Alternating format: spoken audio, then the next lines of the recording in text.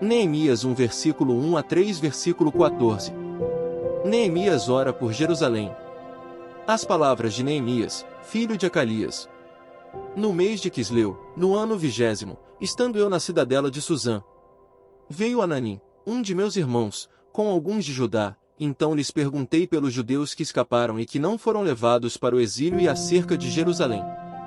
Disseram-me: os restantes que não foram levados para o exílio e se acham lá na província, estão em grande miséria e desprezo. Os muros de Jerusalém estão derribados, e as suas portas, queimadas. Tendo eu ouvido estas palavras, assentei-me, e chorei, e lamentei por alguns dias, e estive jejuando e orando perante o Deus dos céus. E disse: a Senhor, Deus dos céus, Deus grande e temível, que guardas a aliança e a misericórdia para com aqueles que te amam e guardam os teus mandamentos. Estejam, pois, atentos os teus ouvidos, e os teus olhos, abertos, para acudires à oração do teu servo, que hoje faço a tua presença, dia e noite, pelos filhos de Israel, teus servos, e faço confissão pelos pecados dos filhos de Israel, os quais temos cometido contra ti, pois eu e a casa de meu pai temos pecado. Temos procedido de todo corruptamente contra ti, não temos guardado os mandamentos, nem os estatutos, nem os juízos que ordenaste a Moisés, teu servo. Lembra-te da palavra que ordenaste a Moisés, teu servo, dizendo: se transgredirdes, eu vos espalharei por entre os povos.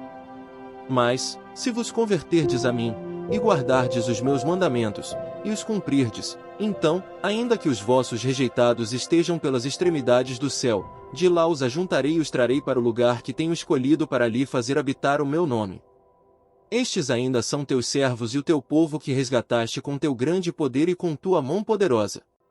Ah, Senhor, estejam, pois, atentos os teus ouvidos à oração do teu servo e à dos teus servos que se agradam de temer o teu nome. Concede que seja bem-sucedido hoje o teu servo e dá-lhe mercê perante este homem. Nesse tempo eu era copeiro do rei. Neemias mandado a Jerusalém. No mês de Nisã, no ano 20º do rei Artaxerxes, uma vez posto o vinho diante dele, eu o tomei para oferecer e lhe dei. Ora, eu nunca antes estivera triste diante dele. O rei me disse: por que está triste o teu rosto, se não estás doente? Tem de ser tristeza do coração. Então, temi sobremaneira e lhe respondi: viva o rei para sempre. Como não me estaria triste o rosto se a cidade onde estão os sepulcros de meus pais está assolada e tem as portas consumidas pelo fogo? Disse-me o rei: que me pedes agora? Então, orei ao Deus dos céus e disse ao rei: se é do agrado do rei, e se o teu servo acha mercê em tua presença, peço-te que me envies a Judá, a cidade dos sepulcros de meus pais, para que eu a reedifique. Então, o rei, estando a rainha assentada junto dele, me disse: quanto durará a tua ausência? Quando voltarás? Aprouve ao rei enviar-me, e marquei certo prazo. E ainda disse ao rei: se ao rei parece bem, deem-se-me cartas para os governadores da além do Eufrates, para que me permitam passar e entrar em Judá. Como também carta para Asaf, guarda das matas do rei, para que me dê madeira para as vigas das portas da cidadela do templo, para os muros da cidade e para a casa em que deverei alojar-me. E o rei mais deu, porque a boa mão do meu Deus era comigo. Então, fui aos governadores da além do Eufrates e lhes entreguei as cartas do rei. Ora, o rei tinha enviado comigo oficiais do exército e cavaleiros. Disto ficaram sabendo Sambalate, o Horonita, e Tobias, o servo amonita, e muito lhes desagradou que alguém viesse a procurar o bem dos filhos de Israel. Neemias anima o povo a reedificar os muros. Cheguei a Jerusalém, onde estive 3 dias. Então, à noite me levantei, e uns poucos homens comigo, não declarei a ninguém o que o meu Deus me pusera no coração para eu fazer em Jerusalém. Não havia comigo animal algum, senão o que eu montava. De noite, saí pela porta do vale, para o lado da fonte do dragão e para a porta do monturo e contemplei os muros de Jerusalém, que estavam assolados, cujas portas tinham sido consumidas pelo fogo. Passei à porta da fonte e ao açude do rei, mas não havia lugar por onde passasse o animal que eu montava. Subi à noite pelo ribeiro e contemplei ainda os muros, voltei, entrei pela porta do vale e tornei para casa. Não sabiam os magistrados aonde eu fora nem o que fazia, pois até aqui não havia eu declarado coisa alguma, nem aos judeus, nem aos sacerdotes, nem aos nobres, nem aos magistrados, nem aos mais que faziam a obra. Então lhes disse: estais vendo a miséria em que estamos, Jerusalém assolada, e as suas portas, queimadas. Vinde, pois, reedifiquemos os muros de Jerusalém e deixemos de ser opróbrio. E lhes declarei como a boa mão do meu Deus estivera comigo e também as palavras que o rei me falara. Então, disseram: disponhamo-nos e edifiquemos. E fortaleceram as mãos para a boa obra. Porém Sambalate, o Horonita, e Tobias, o servo Amonita, e Gesem, o Arábio, quando souberam, zombaram de nós, e nos desprezaram, e disseram: que é isso que fazeis? Quereis rebelar-vos contra o rei? Então, lhes respondi: o Deus dos céus é quem nos dará bom êxito, nós, seus servos, nos disporemos e reedificaremos. Vós, todavia, não tendes parte, nem direito, nem memorial em Jerusalém. Os que trabalharam na reedificação dos muros. Então, se dispôs Eliasibe, o sumo sacerdote, com os sacerdotes, seus irmãos, e reedificaram a porta das ovelhas, consagraram-na, assentaram-lhe as portas e continuaram a reconstrução até a torre dos 100 e a torre de Ananel.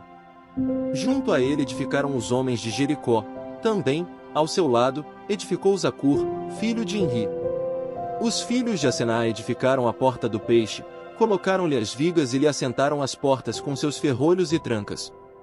Ao seu lado, reparou Meremote, filho de Urias, filho de Cós. Junto deste reparou Mesulão, filho de Berequias, filho de Mesesabel, a cujo lado reparou Zadok, filho de Baná. Ao lado destes, repararam os tecoitas, os seus nobres, porém, não se sujeitaram ao serviço do seu senhor. Joiada, filho de Pazeia, e Mesulão, filho de Besodias, repararam a porta velha, colocaram-lhe as vigas e lhe assentaram as portas com seus ferrolhos e trancas. Junto deles, trabalharam Melatias, Gibeonita, e Jadom, Meronotita, homens de Gibeão e de Mispa, que pertenciam ao domínio do governador de além do Eufrates. Ao seu lado, reparou Uziel, filho de Ararias, um dos ouríveis, junto dele, Ananias, um dos perfumistas, e restauraram Jerusalém até ao muro largo. Junto a estes, trabalhou Refaías, filho de Hur, maioral da metade de Jerusalém. Ao seu lado, reparou Gedaías, filho de Arumafe, defronte da sua casa, e ao seu lado, reparou Atus, filho de Asabneias. A outra parte reparou Malquias, filho de Arim, e Assub, filho de Paate-Moabe, como também a torre dos fornos. Ao lado dele, reparou Salum, filho de Aloés, maioral da outra meia parte de Jerusalém, ele e suas filhas. À porta do vale, reparou a Anum e os moradores de Zanoa, edificaram-na e lhe assentaram as portas com seus ferrolhos e trancas e ainda 1000 côvados da muralha, até a porta do monturo. À porta do monturo, reparou a Malquias, filho de Recabe, maioral do distrito de Bet-Aquerem, ele a edificou e lhe assentou as portas com seus ferrolhos e trancas. 1 Coríntios 7 versículos 1 a 24. Respostas a perguntas acerca do casamento. Quanto ao que me escrevestes, é bom que o homem não toque em mulher. Mas, por causa da impureza, cada um tem a sua própria esposa, e cada uma, o seu próprio marido. O marido conceda à esposa o que lhe é devido, e também, semelhantemente, a esposa, ao seu marido. A mulher não tem poder sobre o seu próprio corpo, e sim o marido, e também, semelhantemente, o marido não tem poder sobre o seu próprio corpo, e sim a mulher. Não vos priveis um ao outro, salvo talvez por mútuo consentimento, por algum tempo, para vos dedicardes à oração e novamente, vos ajuntardes, para que Satanás não vos tente por causa da incontinência. E isto vos digo como concessão e não por mandamento. Quero que todos os homens sejam tais como também eu sou, no entanto, cada um tem de Deus o seu próprio dom, na verdade, de um modo, outro, de outro. E aos solteiros e viúvos digo que lhes seria bom se permanecessem no estado em que também eu vivo. Caso, porém, não se dominem, que se casem, porque é melhor casar do que viver abrasado. A estabilidade da família. Ora, aos casados, ordeno, não eu, mas o Senhor, que a mulher não se separe do marido. Se, porém, ela vier a separar-se, que não se case ou que se reconcilie com seu marido, e que o marido não se aparte de sua mulher. Aos mais digo eu, não o Senhor, se algum irmão tem mulher incrédula, e esta consente em morar com ele, não a abandone. E a mulher que tem marido incrédulo, e este consente em viver com ela, não deixe o marido.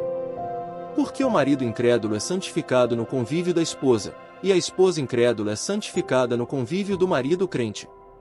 Doutra sorte, os vossos filhos seriam impuros, porém, agora, são santos. Mas, se o descrente quiser apartar-se, que se aparte. Em tais casos, não fica sujeito à servidão nem o irmão, nem a irmã, Deus vos tem chamado à paz. Pois, como sabes, ó mulher, se salvarás teu marido? Ou, como sabes, ó marido, se salvarás tua mulher? Ande cada um segundo o Senhor lhe tem distribuído, cada um conforme Deus o tem chamado. É assim que ordeno em todas as igrejas. Foi alguém chamado, estando circunciso? Não desfaça a circuncisão. Foi alguém chamado, estando incircunciso? Não se faça circuncidar. A circuncisão, em si, não é nada, a incircuncisão também nada é, mas o que vale é guardar as ordenanças de Deus. Cada um permaneça na vocação em que foi chamado. Foste chamado, sendo escravo? Não te preocupes com isso, mas, se ainda podes tornar-te livre, aproveita a oportunidade. Porque o que foi chamado no Senhor, sendo escravo, é liberto do Senhor, semelhantemente, o que foi chamado, sendo livre, é escravo de Cristo. Por preço fostes comprados, não vos torneis escravos de homens.